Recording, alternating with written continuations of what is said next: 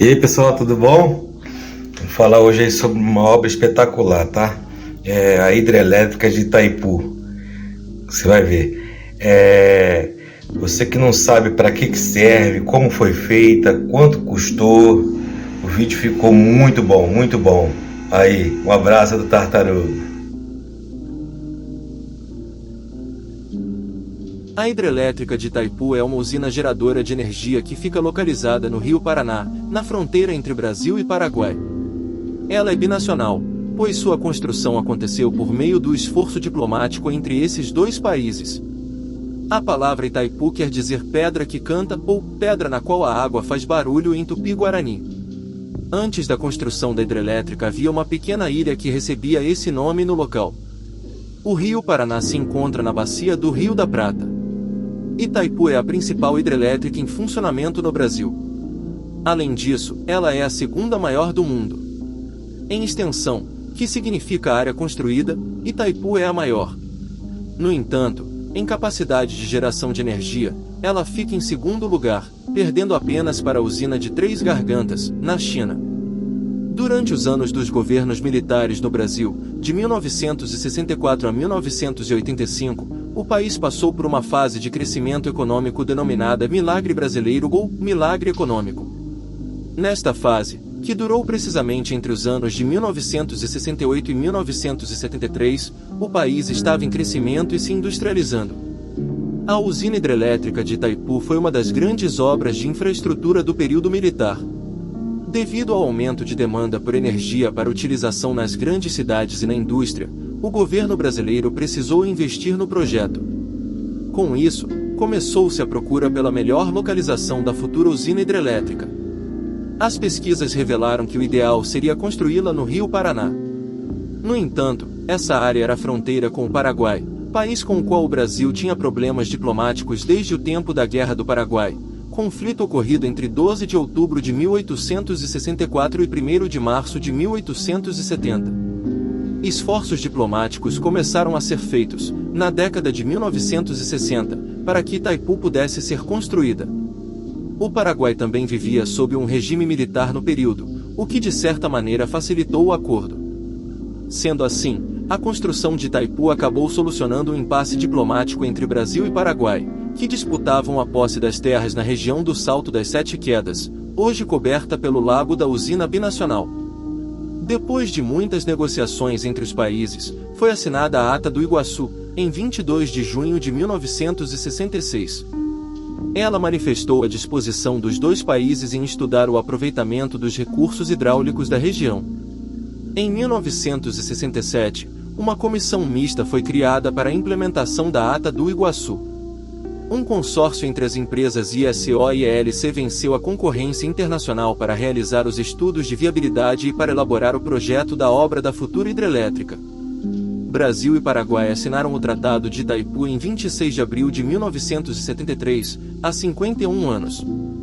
Ele era um instrumento para legalizar o aproveitamento hidrelétrico do Rio Paraná por ambos os países. Em maio de 1974, foi formada a entidade binacional Itaipu, estruturada como uma empresa internacional. Ela teria como foco gerenciar a construção da usina. Pelo acordo, o governo brasileiro ficou responsável por obter recursos para a construção. O financiamento da obra aconteceu por meio de empréstimos de curto prazo de bancos estatais estrangeiros e de instituições financeiras privadas. A dívida terminou de ser paga no início de 2023. A construção, no entanto, desagradou a Argentina, que também faz fronteira com a região do Rio Paraná. Os argentinos temiam que Itaipu prejudicasse seus interesses e direitos sobre aquelas águas.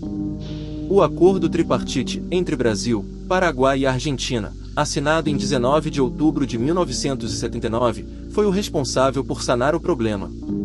Ele determinou as regras para o aproveitamento dos recursos hídricos do Rio Paraná, desde as Sete Quedas até a foz do Rio da Prata. O documento também estabeleceu os níveis do rio e as variações permitidas na bacia do Rio da Prata, comum aos três países, para os diferentes empreendimentos hidrelétricos. A construção de Itaipu foi também um desafio ambiental, pois seu reservatório inundava uma grande região onde havia uma grande diversidade de fauna e de flora. As chamadas Sete Quedas eram uma conhecida área turística. Além disso, a população ribeirinha que ali vivia precisou ser retirada. Houve muitos protestos contra a construção.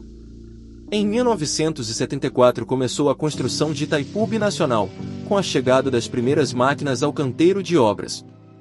Foi um grande desafio porque na época a cidade de Foz do Iguaçu, no lado brasileiro, era muito pequena, constituída basicamente de 2 ruas asfaltadas. Com o reservatório já formado, em 5 de novembro de 1982, os presidentes João Figueiredo, do Brasil, e Alfredo Stroessner, do Paraguai, acionaram um mecanismo que levantava automaticamente as 14 comportas do vertedouro de Itaipu, liberando a água que estava represada no Rio Paraná. Dessa forma, inauguram a hidrelétrica, depois de mais de 50 mil horas de trabalho. Em 5 de maio de 1984 aconteceu a entrada em operação da primeira unidade geradora de energia. A importância da geração de energia elétrica por Itaipu é inegável. Sem ela, o processo de crescimento econômico brasileiro com certeza seria mais lento.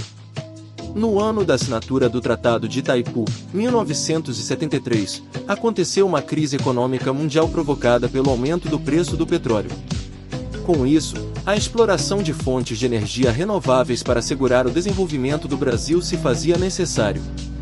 Com a usina hidrelétrica de Itaipu, o Brasil reforçou sua opção pela energia produzida pelo aproveitamento da força das águas dos rios. Ela praticamente dobrou a capacidade de geração de energia no país. Em 1984, primeiro ano de atividade, foram gerados 277 megawatts.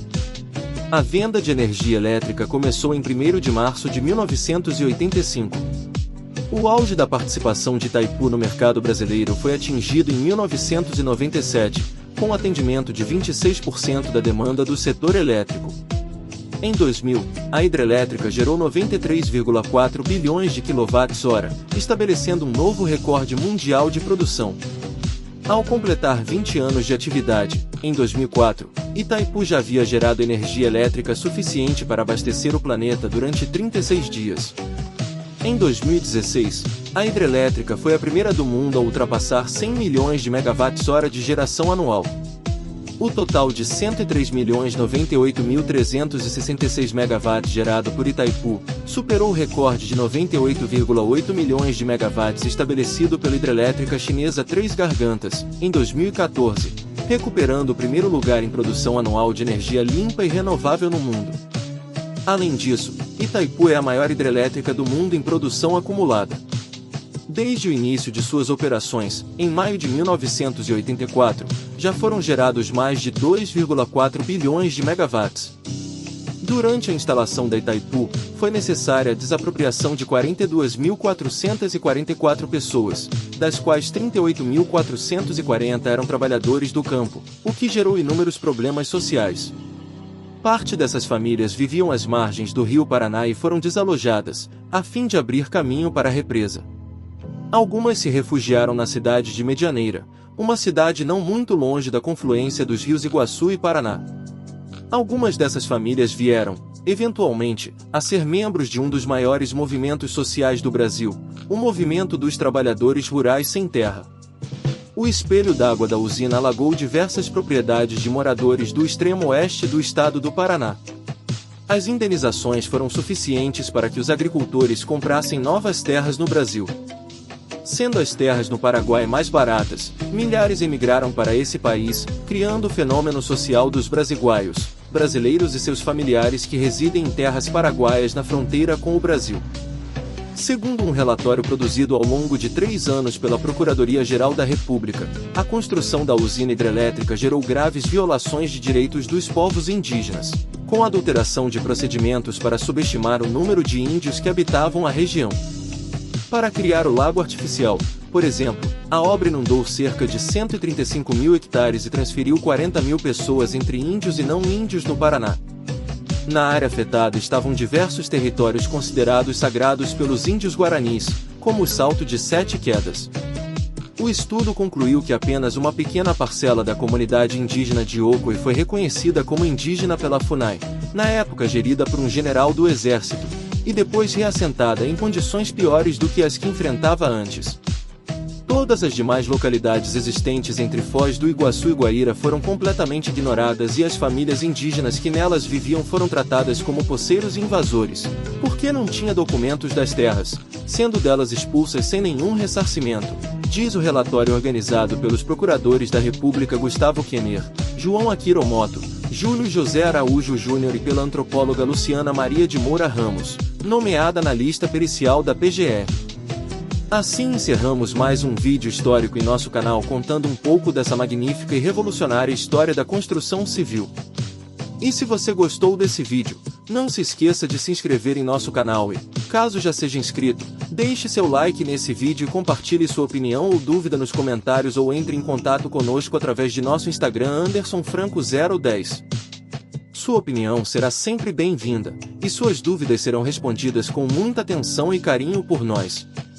Até a próxima!